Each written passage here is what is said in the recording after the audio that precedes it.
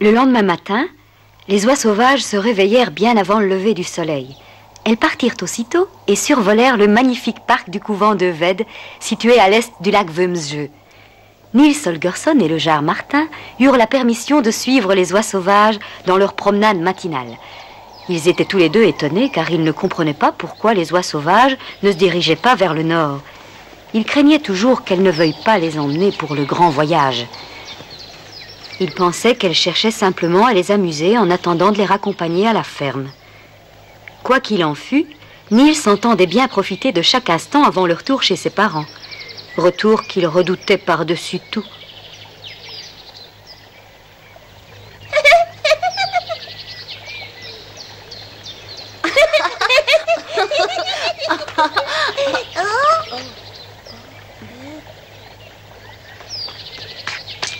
Pourquoi sont-elles toutes immobiles et pourquoi aucune ne parle? Chut! Un cas de Kebnekaise est en train de réfléchir. C'est une réflexion bien longue. Dois-je vous répéter ce que le vent nous a déjà soufflé à l'oreille? L'heure du départ a-t-elle sonné? Oui, nous allons partir pour la Laponie. Vous avez entendu ce que Akal vient de dire? Nous devons nous exercer pour donner à nos ailes le dynamisme nécessaire. Allons-y! 1, 2, 1, 2, 1, 2... Pourquoi toute cette agitation? Qu'est-ce qu'il y a de spécial en Comment? Laponie? Tu ne sais pas encore. La Laponie est le pays qui domine tous les pays. La Laponie est le pays de mes ancêtres. Je croyais que tu étais de Scanor. C'est par hasard que j'y suis né. Mes parents viennent de la Laponie. Tu es le descendant d'une oie sauvage? Je crois que oui. Si l'on considère mes dons pour voler, on ne peut pas douter de mes origines, n'est-ce pas?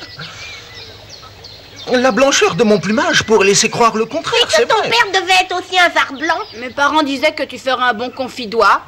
Est-ce qu'ils s'y connaissaient vraiment dans l'élevage des soies? Moi, je peux te dire qu'ils n'y connaissaient rien. C'est le chant du départ qui résonne. En avant les lapons, les lapones. Tes parents t'ont-ils expliqué ce qu'était la Laponie? Oui, bien entendu. Je suis très bien renseigné sur la Laponie. Les oies sauvages s'y rassemblent, elles viennent pour y pondre leurs œufs et y faire leur nid. C'est-à-dire faire leur nid pour y pondre leurs œufs. On y trouve aussi des aigles. Et saviez-vous qu'ils y étaient en liberté? Martin a oublié de dire que la Laponie est le pays le plus beau, le plus grand, le plus vert, et que l'été y est éternel. Oui, Nalia oublie de dire que si l'été est éternel, c'est parce que nous n'y sommes pas pendant l'hiver. J'aimerais que vous vous reposiez avant d'entreprendre notre grande envolée estivale.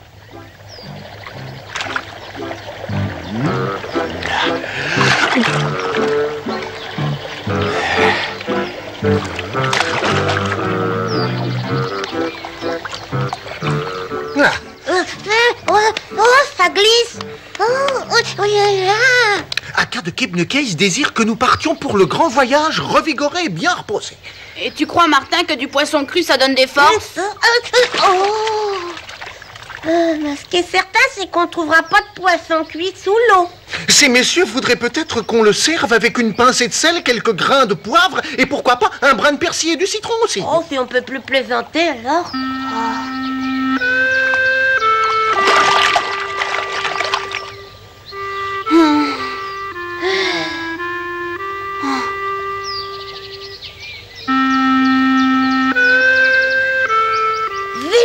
Nils. Tout à l'heure, nous avons survolé une grande et noble demeure entourée de murs avec des tours. Et alors? Eh ben, il est évident que dans une maison Osiris, on doit trouver à manger. T'as de bonnes idées? D'abord tout droit et ensuite à droite et après à gauche. Même à pied, ce sera facile à trouver. Viens. Oui.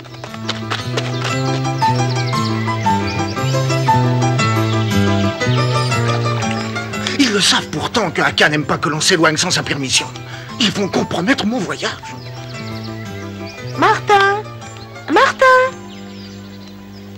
Martin, où vas-tu? Tu ne veux plus partir avec nous? Tu as changé d'idée?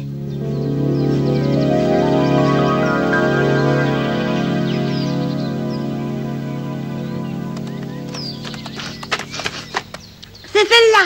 C'est une église. T'as raison, c'est pas cette maison. Celle que j'ai vue avant avait plusieurs tours. Oh! Qu'est-ce que tu as? Ça sent très bon. Ça doit être quelque chose de délicieux. D'où ça vient? Du nord, je crois.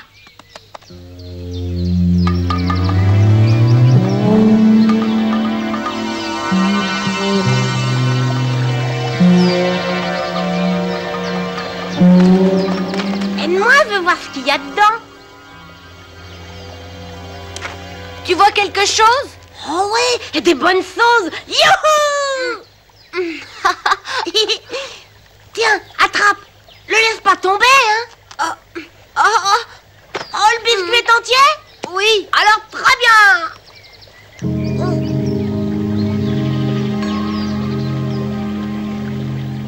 Tape dessus. C'est pas facile. T'as encore tapé à côté. J'ai quelque chose.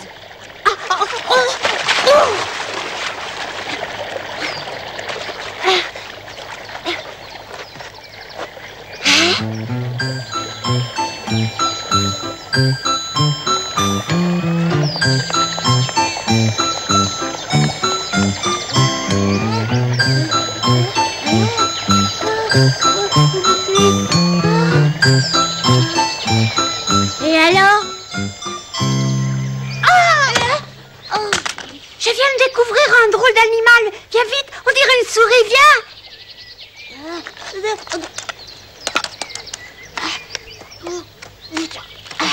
Attrape-le, on pourra s'amuser avec lui. Oui. Dépêche-toi.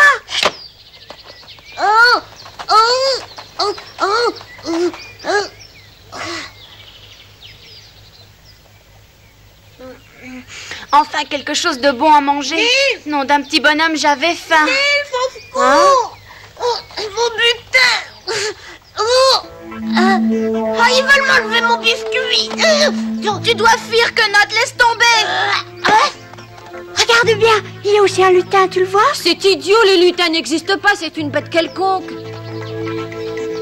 Et si c'était quand même un lutin, qu'est-ce qu'on ferait? J'en sais rien. Ils sont de ce côté-là. Je le tiens. Non, ils viennent passer par là. Ça suffit, tais-toi. Vite.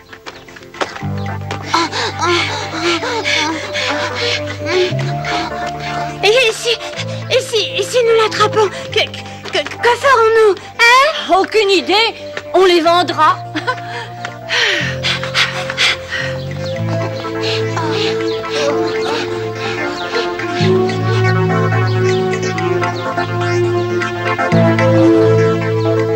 Nils, Quenotte, où êtes-vous? Nils, Quenotte, mais dites quelque chose. Fiche le camp, Martin. Arrête les gens pour nous attraper. Hein? Qu'est-ce que vous dites?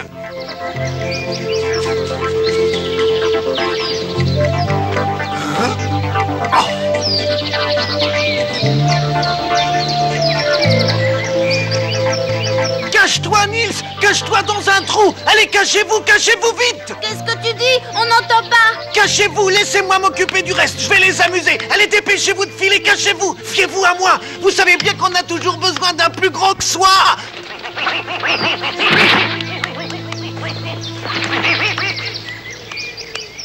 Une oie grasse, attrapons-la.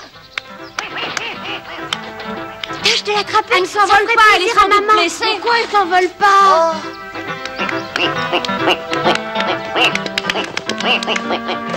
Tu vas la voir. Fais vite, tape-lui dessus.